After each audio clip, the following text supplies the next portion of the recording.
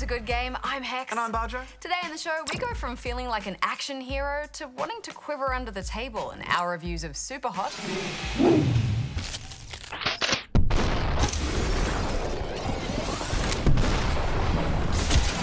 And the spooky walk-em-up layers of fear. We also chat about some other games we've been sneaking some playtime in with. I know mine's certainly a guilty pleasure. And Nick Boy's going to join us for that too, Badge? Yes, he's been playing a lot of Clash Royale. Right. It's overtaking his life a bit, I think. Also, Goose will bring us a new IMO. But before all that, can you name the game for this week? Surely not. Surely he was once a great, renowned clown. Oh, he wasn't. Shooters. There are a lot of them, and it's pretty rare when one of them does something different with the actual shooting part. This is Superhot.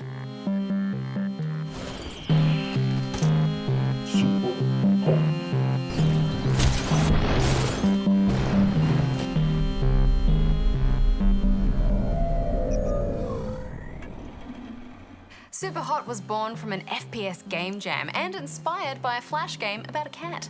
This is a very different kind of shooter. The basic premise is when you move, time moves. Stop moving and time slows down too.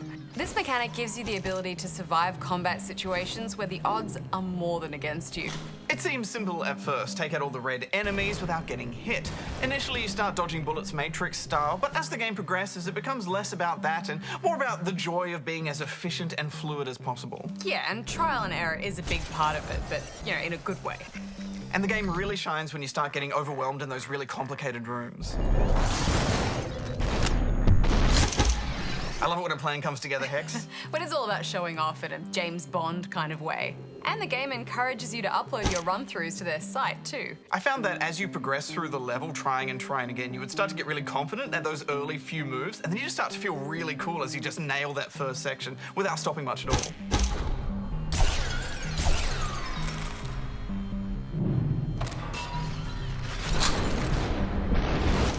You start to feel a bit like a machine learning and testing a puzzle. Yeah, you're a learning computer. Yeah, and this time stop mechanic is really interesting for a whole bunch of reasons. For starters, we've never seen it used in a shooter before. Also, you're almost always horribly outnumbered and outgunned, but being able to stop and assess every moment of a fight allows you to come up with all sorts of unique strategies that you wouldn't have in a normal video game shootout. For example, pistols take a while to reload, but if you miss your shot or ran out of ammo, then it might be better for you to just throw your gun at them, stunning them, and then maybe try and take their weapon in midair. Or simply grab a nearby object to hurl at them. Or maybe factor in a quick melee attack. There's lots of options, and it's really fun working them out on the fly. Yeah, also the more goons there are, the more mistakes you will make, and that really encourages you to make use of the environment to your advantage.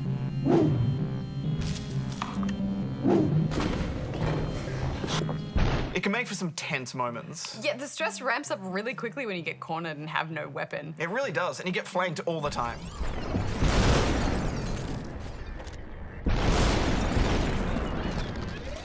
I like the setups too. There's some real thought behind them. It also feels like you're thrown into a situation that's already in motion, but no one expected you to be there, and you're causing a problem.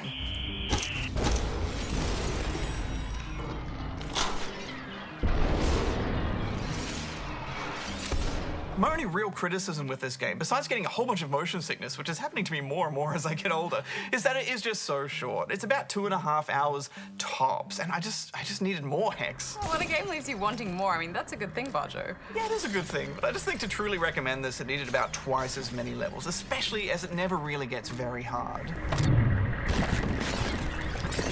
Well, I mean, there are endless modes once you've beaten the game, but it's the unique challenge modes you unlock that really make this experience, such as one that only lets you use katanas.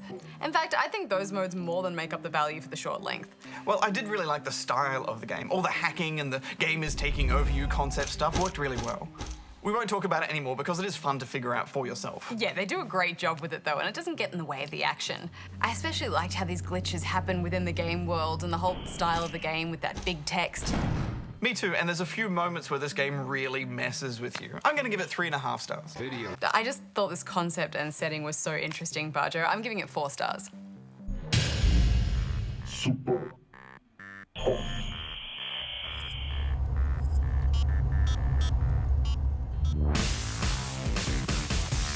And now it's time for another first play. And this time with Goose. Thanks guys, I'm down at Bandai Namco to get a hands-on with Dark Souls 3, and it is no secret I am a huge fan of this series. Even more exciting news is that Miyazaki, the series creator, is back on board for the third game. So enough of this stalling, let's prepare to die. So I'm in this cemetery of ash. This feels like Souls, I'm happy already. Hello. No, not friendly. Let's see that backstab. Yeah. It's all about the backstab. Ah, look at that reveal.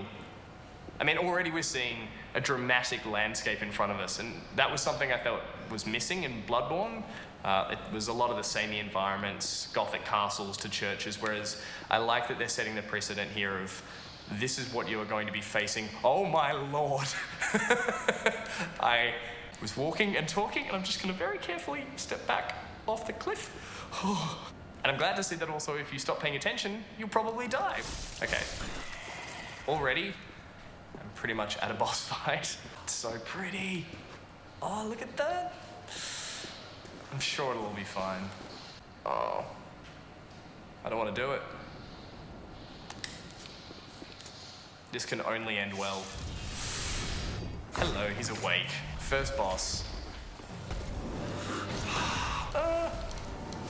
My tactic of getting under their feet seems to be working. Oh lord, I'm running out of health. Let's get out of there. Run, run, run, run, run. Just give me a moment. Oh no, no. Oh, time to leg it. Okay, oh no. And we're dead. Already the game has thrown me a very difficult boss. There is a blue bar, which I haven't seen before, possibly mana. No time to speculate, time to die. Hello again. Yeah, let's get some heavies. So sorry. Let's get under there and hassle him. Oh, patience. It is all about patience. Oh, this is rough. Oh good, okay, we've got him down to half health, and now this is happening. I'm going home. What is this? Oh, this is terrifying. No health. What are you? Oh, this is terrifying.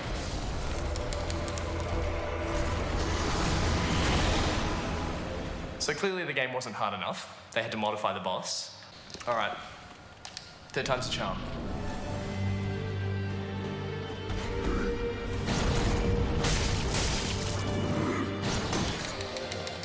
Run away. Run, run, drink, drink, drink. Alright, here we go. Let's get some hits. While he turns into this delightful creature. We're gonna do it! We're not gonna do it! Oh, it's the last one. So those last hits. Is he dead? He's dead! He's dead! Yes! Oh man, that feeling is back of getting to defeat something that I've never encountered before. And that victory, oh. All right, bonfire lit. I'm sure it'll only get easier from here on out. Firelink Shrine. Okay, this is interesting. And a person who's not trying to kill me. Hello. Welcome to the bonfire, unkindled one. A firekeeper. I spy a blacksmith in the distance. Okay, so there is a lot to take in here, but we probably shouldn't spoil anything else, so let's leave it there. I think mechanically, we're seeing a lot more from that sort of Demon Souls heritage in the design and in the way the game's executed with this hub world specifically we've discovered. And already just from these distant castles and these giant walls that we're gonna have to scale at some point. Something that does concern me a little is that maybe for veteran players, they might find this starting area a little too easy. That boss was intimidating, sure, but it only took 3 tries to get through. There's nothing I like more in a Dark Souls game than being put in my place and made to feel tortured. Well, that was my first play of Dark Souls 3. Will there be a second playthrough? Yes, of course there will be. I'm in love with this series. The game is out in early April and look forward to Good Games' full review then, but until then, I'm gonna keep playing and dying. Thank you. And I'm dead. Oh, Dark Souls. Joining us to chat this week is Nick Boy. Nick Boy, welcome. Thank you very much. Why didn't you play Dark Souls in the first play this week? Are you afraid? No, I'm not afraid. I don't need a game to make me hate myself. That's why I have my family. Why didn't you play it? You're the Dark Souls guy. I want the pristine experience. Yeah. Uninhibited, lock myself in a room for 4 days, Souls. I just want to keep that game as far away from me as possible.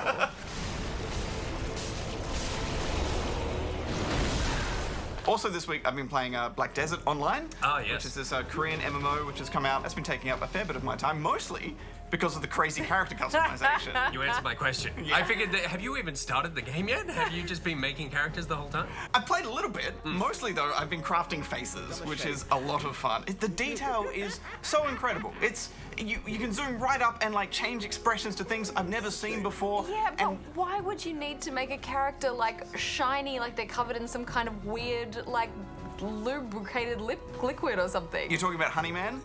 You've seen my favorite creation. I saw you create it live when you streamed it. I think we've done a great job on Honeyman. Honeyman's very special. The depth, though, is insane. Did you guys see the Michael Jackson online? Yeah. Someone made Michael Jackson, like, late era Michael Jackson, and it was spot on. Yeah. It was, like, almost Which says more about Michael Jackson than it says about the game. But have you gotten into the actual game yet? Because I've played a little bit. We all have a strong attachment to this town. It's a little cluttered and weird and busy. The UI isn't great, but you know, the first like few hours of any MMO feels like that. So And plus, are you able to like focus in the game when you're encountering other like weird Honeyman characters roaming around? Strangely, everyone else looked quite beautiful. That's not strange. Roll the strange one. You guys met Honeyman? Honeyman's here. I loved you could pick the expressions for all the characters when I was making mine. And I was like, I want my character to be sort of friendly and smile. And every time you select one where they're happy, it does the default thing where it goes, and then it smiles and goes, and the smiles are the worst animation I've seen in a video game. So now my character, every time she does anything, she just hides her face. Was the default. The combat felt really fun though, like instantly fun. I had no idea what I was doing. I'm just mashing every button to see what happens. That's MMOs though, isn't it? Yeah. But it felt like, you know, it had that targeted aiming, which I really like from modern MMOs. So. It had a good pace as well. Yeah, so I'm keen to check it out now that it's finally been released. Well, I've been having a bit of a play of Agatha Christie, the ABC Murders, history's fanciest detective. Great that we have a game of Poirot. You fancy yourself, don't you, at solving mysteries that are too difficult for our poor thick-head British police? It's so cool. I used to watch Poirot with my parents. I love Agatha Christie. I'm a huge Agatha Christie nerd, so I was excited to play this. I'm still on fanciest detective. He is, with the mustache and the hat and everything. And you know, in this game, you get ego points. Yeah. For like, you know, choosing the... For acting like him. For acting like him and choosing the response that's kind of borderline offensive. Yeah, totally. A little too easy, don't you think? Is this like a point and clicky kind of detective thing? Yeah. But it's not. It doesn't quite have the finesse of something like Telltale. You know, the movement's a bit awkward, and also, I kind of question his detective skills. He's an awful detective. He may be Poirot fancy. is not an awful detective. It's just in this game. I just have to defend? He's a great guy. He's a great detective. Let's defend that made-up person. Yeah. It has this weird mechanic where you kind of go, okay, you see these different clues and you around have to, like, the environment. sort of zero in on them. Yeah, and you sort of come to a conclusion. But it's always like she works in a shop, and she owns a shop, and she lives in a shop. She must be a shopkeeper. It's like, well done. My favorite one. Fancy man. My favorite one was, okay, like, how can we tell she's a smoker? Let's see. Pack of cigarettes, ashtray with a cigarette in it, cigarette lit in her actual hand. Yeah. She's a smoker. Yeah. Let's double check. Yes. Sign around her neck. I'm a smoker. I'm a smoker. She's a big smoker. She must have been a customer at the tobacco shop. So you think it's not very challenging? Well, there's some cool puzzles in there, like some more kind of witnessy style puzzles where you have to sort of figure things out in little mazes and stuff like that. So that stuff was great, but his actual powers of deduction were really crap. Yeah, I gave up after the second murder. Every time someone was killed, they were like, who did it? Who is committing these murders? It's like, at the beginning of the game, you got a letter from someone called the ABC Killer saying that he's gonna kill a bunch of people. It's him! It's that guy! Like, that's the guy! Follow the letter! A, B, C. Oh, it's some sort of joke. So, bit of a letdown, and I think a smudge against the Agatha Christie name. Still fancy, though. So fancy. Dash! A puddle. How clumsy. So I've been playing a mobile game, which is something I haven't played in a very long time. Clash Royale. So it's from the Clash of Clans universe. Right. And it's basically like Hearthstone meets a tower defense game meets League of Legends or Dota or something. And Sounds like the most addictive game in the world. it is, yeah. It's not even really a game. sounds It's a like- series of chemicals that activate in your brain to make sure that you Super keep. villains sitting around a table, like, how can we make the most addictive game in the world? That's so true. And they did it, guys. They did it. The super villains won. Basically, you build like a deck, and you have different minions and units and stuff, and then you just send them to attack the other player's towers, and you take down 3 towers and you win. It's actually an insanely hardcore game on a mobile platform, and it's the perfect kind of hardcore game because it's got a shifting meta. Every card has a counter. There's a heap of strategy to it. The games are only 3 minutes long, so it's really easy to pick up and play. You can play like 1 or 10 depending on how much time you have. Is it one of those games where it's kind of like easy to get into but hard to master? Absolutely, yeah. I've been thoroughly enjoying it. I've got half the office hooked on it. You guys I'm working on next. I'm not a huge mobile gamer. Like, a Yeah. mobile game has to really kind of grab me. When I think about the games that people play in the office, You have installed and uninstalled Hearthstone so many times. times. Usually I'm installing like moments later. But it's just constantly on it, right? And I can feel them pulling at me all the time. I'm trying to eat a sandwich, like, I'll just do this at the same time. You've got honey to drizzle all over me. Are there microtransactions? There are microtransactions, but it's not too aggressive. It gives you gems and coins and all that sort of crap.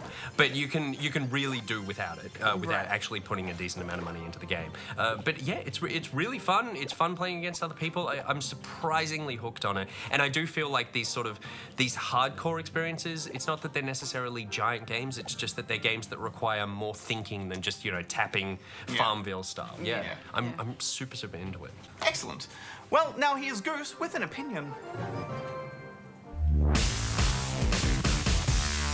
This week, I want to talk about crowdfunding. Specifically, if people should be entitled to refunds when a project falls short of expectations. Now, this topic seems to rear its head regularly since crowdfunded projects seem to fail just as often as they succeed. And when anything like that happens, many supporters of the project will understandably feel slighted, cheated, and even a bit scammed. It's not a scam. Why would someone want to scam me, Jermaine? And on the internet service, one of the trusted things of today's society. I'm bringing this topic up now, since one Kickstarted game, Unsung Story, from developer Playdeck, has been finding itself in the headlines for ticking a lot of those unfortunate boxes. Here's the setup. It was pitched as a story-driven tactical RPG with acclaimed designer Yasumi Matsuno, the maker of games like Tactics Ogre and Final Fantasy Tactics, on board.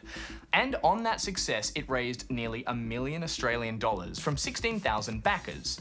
Now, that was back in January 2014, but after over a year, their promised release date came and went with barely a word from the developer. Eventually, in a major update, all they talked about was how they were focused on online multiplayer. What? Most backers thought they were getting a story-driven RPG, not a PvP-focused game. Happy campers, they were not. To be fair to the developer, they did mention multiplayer once in their pitch video. Although, to be fairer to the backers, the word PvP and multiplayer appear exactly 0 times in the project's description. And now the latest updates have spelled out a pretty dire situation. They'd spent almost 3 times as much as they'd raised. Key staff had left the studio, and the game's eventual release sounds more like a dream than a promise. So it's been a bit of a disaster. And in their latest update, Playdeck said they wouldn't want to hold anyone hostage to a game they'd lost faith in. So providing they can actually get some money, they would consider offering refunds. Kind of. Well, maybe. Not bloody likely. So I know what you're thinking. How dare they? The sheer nerve. Let him have it, Goose.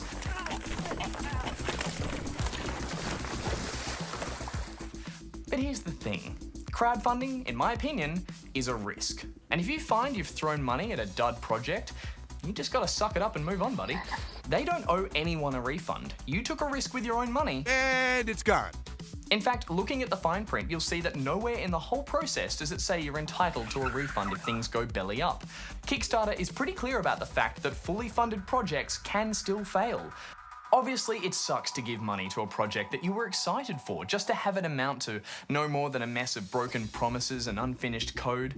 It can be even worse to lose out on physical rewards and stretch goal incentives, a big reason many people like myself back Kickstarters in the first place.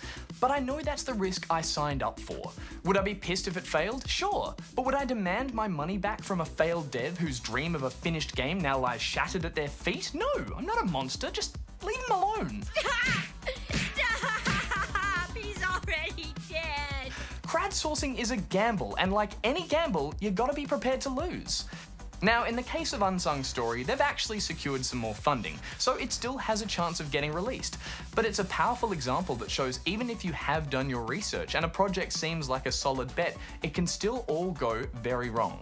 I think that over time, people have put unfair expectations on crowdfunding, expecting a perfect development process and an end product every time. So if you are going to back a project out there, you have to brace yourself for the fact that you are not buying a product, you're funding an idea. But that's just my opinion. Do you think crowdfunding projects should be forced to return money if they fail? Or should you just kiss your money goodbye and hope for the best? Let us know on social media and we'll be sure to discuss it in length on tomorrow's episode of Pocket.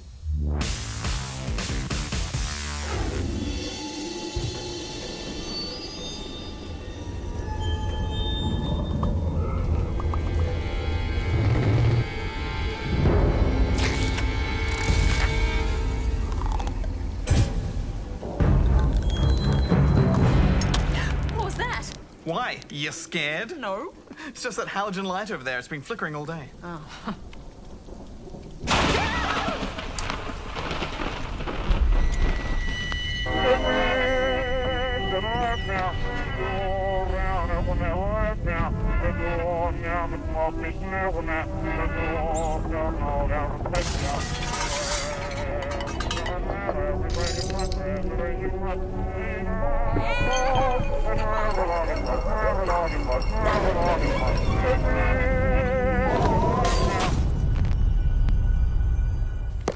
Layers of Fear is an indie narrative horror game that pulls out all the stops when it comes to a classic haunted mansion experience.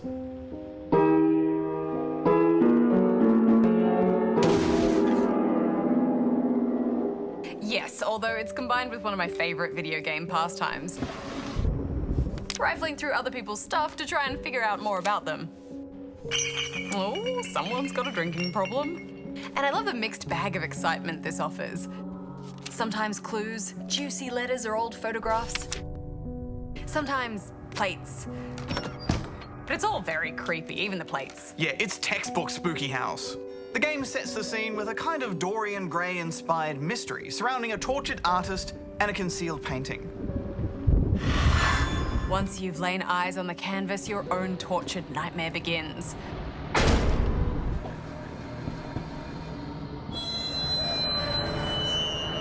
Along with the paint-by-numbers cavalcade of haunted house cliches. Yes, this is one of those games where you walk into a room and then you turn around and... Ah! Oh, okay. This is the main mechanic of the game. Finding your way through this nightmare is basically trying different doors, wandering through ever-changing rooms, or waiting for certain events to trigger some new path for you to follow. And it gets super twisted and very strange.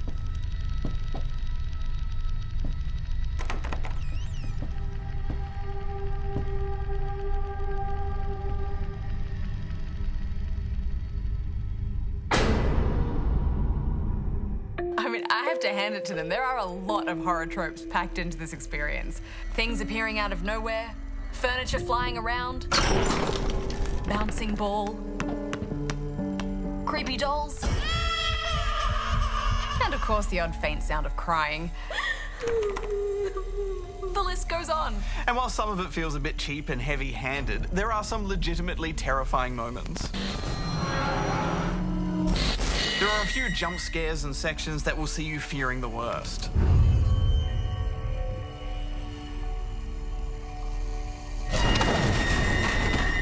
Yeah, except you never do really, because unlike a game like Amnesia, for example, where there are legitimate monsters and threats in the environment, this is very much a passive game with no real enemy encounters or danger. So after a while, you get the gist of how this all goes, and the scariness starts to lose impact. I think the formula of finding the items to unlock the main clues plays into that as well. Once I realized I had to unlock 6 of these cabinet doors, and that each run through this house was going to be more or less the same sort of thing, I felt myself finding this less scary and more tedious. You are pulled along by the mystery of the painting and the story, though, I think. Yeah, and towards the latter half of the game, there are some more puzzles for you to solve. But they're pretty rudimentary, just finding numbers in the environment to unlock doors, that sort of thing. But I agree, after that third major clue, I started to get that feeling of, is this it? Yeah, about halfway through, it really does lose the ability to surprise you. Yeah, and, some of the puzzles involved trying to, trigger the next event that would change the room around so that you can continue. Yeah, like turn around, walk the other way, and that changes the action that plays out. Yeah, but then that just made me think of that playable teaser or, PT for that Silent Hill game that was never released. And I thought that seemed to do that kind of thing a lot better. And a lot scarier. But in this, sometimes the event wouldn't trigger right away, or it would just take ages. So you're kind of just wandering around trying to make something happen. I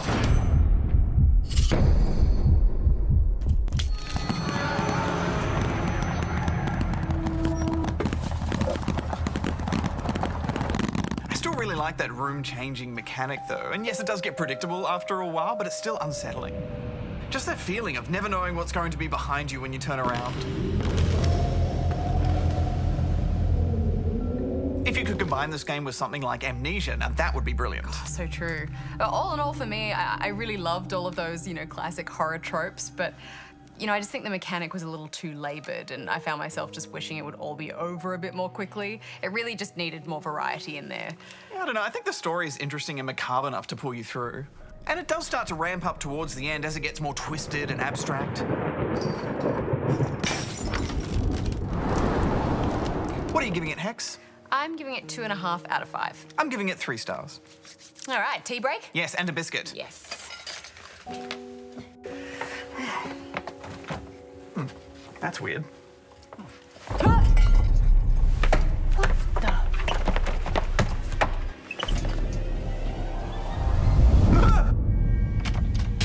First, I looked for a canvas. Not just any canvas.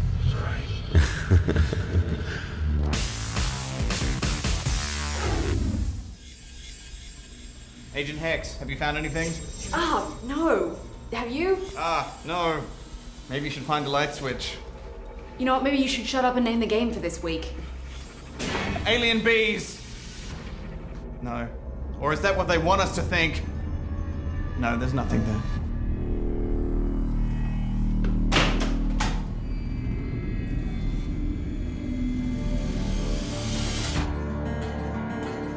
It was Brawl, a competitive arena game for PC and PS4. A bit like a MOBA crossed with Bomberman, you had to use the unique skills of up to 8 different characters to wipe your opponents from the match. What doesn't kill you makes you stronger, I guess. And it was our Name the Game because it was developed by Bloober Team SA, the same Polish developer behind this week's Layers of Fear. Next week on the show, we walk amongst the dead as Michonne. You don't know what I can do. Time to earn your keep. Run through Tron. And we gallop through Pony Island.